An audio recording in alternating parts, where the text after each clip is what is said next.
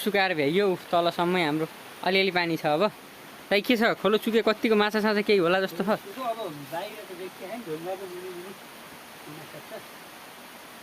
त्यतातिर त छैन होला तलतिरै होला। अब आधा घन्टै लाग्यो नि त त्यतातिर। म त ढुङ्गा बोकेको हात पनि यहाँ पुरै दुखिया छ। माछा छ त भनिहाल्नु भयो हजुरले नि।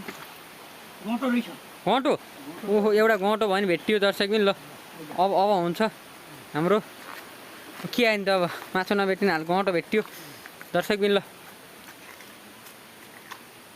खै त खै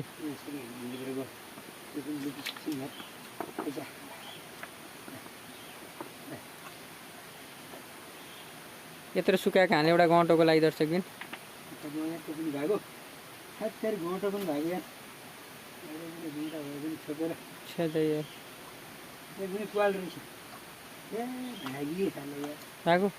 अर्को यहाँ छ कि हेरौँ त हेर्दा पनि केही छ छैन छैन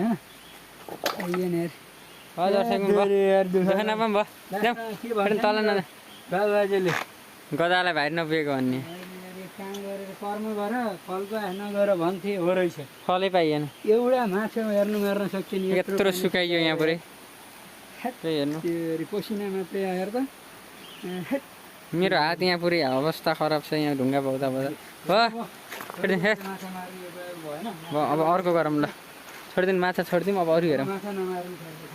धेरै नि त्यो माछा कहाँ यत्रो पानी सुकाएर उत्रमाथि ल।